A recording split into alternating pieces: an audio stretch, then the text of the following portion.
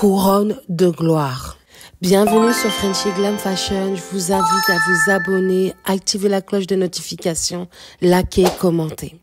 Alors, nous courons tous après cette couronne de gloire, mais avons-nous compris qu'avant cette couronne, nous allons devoir certainement porter cette couronne d'épines sur terre?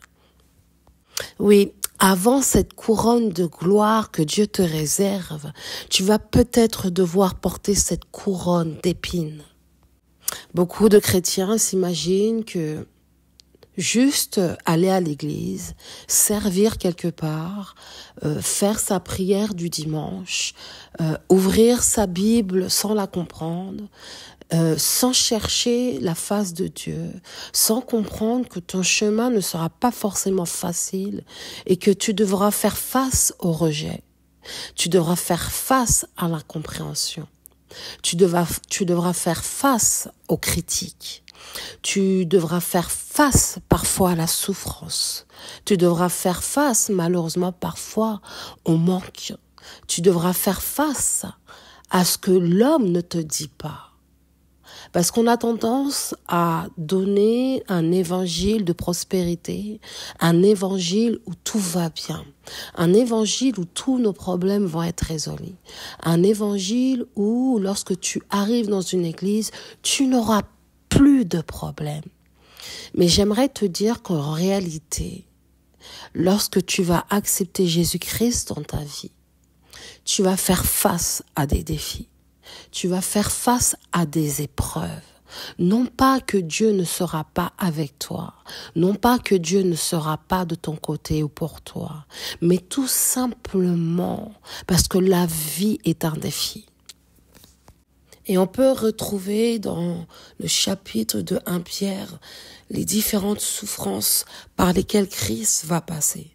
Il est l'exemple dans les souffrances qu'il a pu subir dans ce monde.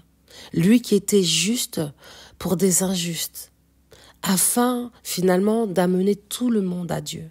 Il a été mis à mort quant à la chair et rendu vivant quant à l'esprit. Et du coup, aujourd'hui, je t'emmène à 1 Pierre 5. C'est une exhortation aux anciens et aux jeunes. Salutations. Voici les exhortations que j'adresse aux anciens qui sont parmi vous. Moi, ancien comme eux, témoin des souffrances de Christ et participant de la gloire qui doit être manifestée. Paissez le troupeau de Dieu qui est sous votre garde, non pas contrainte, mais volontairement, selon Dieu, non pas pour un gain sordide, mais avec dévouement, non comme dominant sur ceux qui vous sont échus en partage, mais en étant les modèles du troupeau. Juste en s'arrêtant là, déjà, il y a beaucoup d'instructions. Paissez le troupeau de Dieu, que j'ai mis sous votre garde, que je vous ai confié, que je vous ai donné. Non pas par contrainte. Ça veut dire que forcément, il y a des gens qui vont faire ça par contrainte, qui vont faire ça parce que ils ont certainement été attirés par un gain sordide. Aujourd'hui, il faut être clair, c'est l'argent qui contrôle ce monde. Le Dieu Mammon est en train de retourner le cerveau de beaucoup dans ce monde, et même de ceux qui le servent, de ceux qui disent qu'ils servent Dieu. Et donc, il nous prévenait déjà, il nous disait déjà, attention, prends garde, non par contrainte, mais volontairement, selon Dieu. Non pour un gain sordide, mais avec dévouement. Non comme dominant sur ceux qui vous sont échus en partage, mais en étant les modèles du troupeau. Et lorsque le souverain berger paraîtra, lorsque le chef paraîtra, vous obtiendrez la couronne incorruptible de la gloire. De même, vous qui êtes jeunes, soyez soumis aux anciens. Et tous, d'ailleurs, dans vos rapports mutuels, revêtez-vous d'humilité, car Dieu résiste aux orgueilleux, mais il fait grâce aux humbles.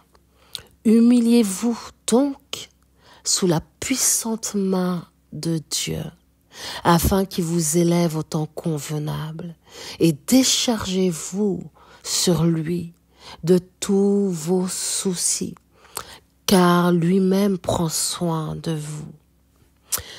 Oui, Dieu prend soin de toi. C'est pour ça qu'il est important que tu sois couverte par sa main puissante et que tu aies le courage d'aller trouver ta force, d'aller puiser ton courage, d'aller puiser cette force en lui, de garder tes yeux fixés sur lui, sur sa vérité. Soyez sobre, veillez. Votre adversaire, le diable, rôde comme un lion rugissant, cherchant qui il dévorera. Résistez-lui avec une foi ferme, sachant que les mêmes souffrances sont imposées à vos frères dans le monde.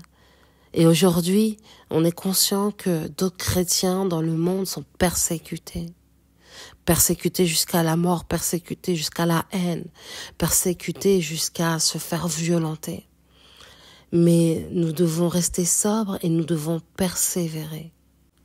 Le Dieu de toute grâce qui vous a appelé en Jésus-Christ à sa gloire éternelle, après que vous aurez souffert un peu de temps, vous perfectionnera lui-même, vous affermira, vous fortifiera, vous rendra inébranlable.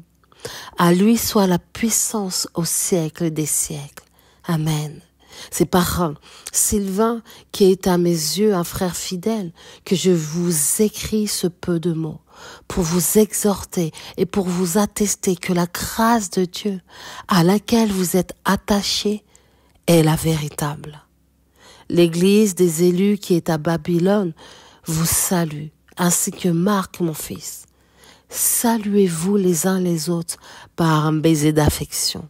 Que la paix soit avec vous tous qui êtes en Christ. Alors tu l'as compris, les épreuves, les défis, la souffrance ne peut pas être enlevée à 100% dans la vie d'un être humain sur terre. Ça fait partie de la vie. Et il est préférable finalement de connaître Dieu, parce que Dieu a un rôle important dans ta vie. C'est lui qui va t'affermir, c'est lui qui va te fortifier, c'est lui qui te rendra inébranlable. C'est pour ça que c'est tellement plus pénible pour un non-chrétien de vivre sa vie, parce qu'il se bat seul, il se bat avec ses propres forces, alors que lorsque tu as Dieu dans ta vie, lorsque tu connais ton Créateur, le Dieu de toute grâce, qui t'a appelé en Jésus-Christ à sa gloire éternelle, il sait que même si tu vas souffrir, et il te le dit, après que tu auras souffert un peu de temps, moi je viendrai vous perfectionner moi-même. Moi je viendrai moi-même vous affermir. Alors ne te prive pas de la grâce de Dieu pendant qu'elle se trouve. Ne te prive pas de la présence de Dieu pendant qu'il te cherche. Mais au contraire, et cherche à vivre selon Dieu par l'Esprit. Parce que quoi qu'il arrive, la fin de toute chose arrivera. La fin de toute chose est proche. Sois sage, sois sobre. Cherche et rapproche-toi de celui qui t'a créé pendant que tu peux le trouver. Et il y a une autre chose que j'aimerais que tu puisses entendre, c'est que bien-aimé, ne trouve pas étrange d'être dans la fournaise de l'épreuve, comme s'il vous arrivait quelque chose d'extraordinaire.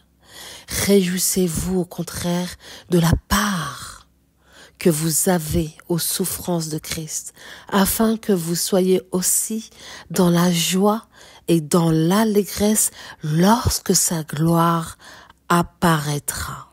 Ne savez-vous pas que ceux qui courent dans la course, dans le stade, courent tous, mais un seul remporte le prix. Courez de manière à le remporter. Aujourd'hui, quand tu regardes le monde, les gens courent après les récompenses humaines.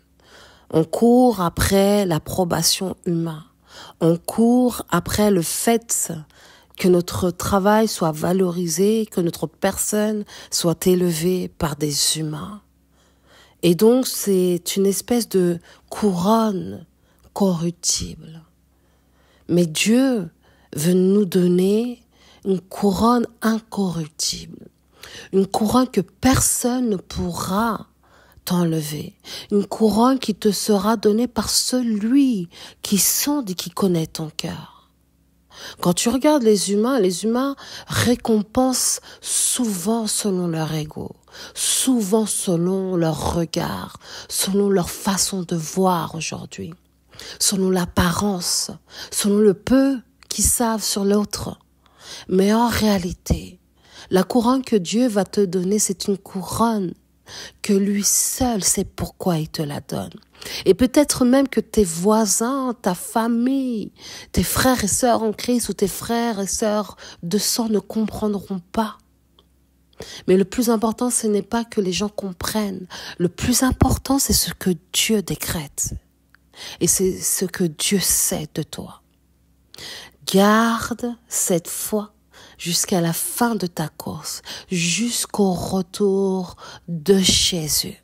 La couronne de gloire que Dieu te réserve est une couronne qui représente la gloire de Dieu pour l'éternité, pour ta vie. Soyez bénis.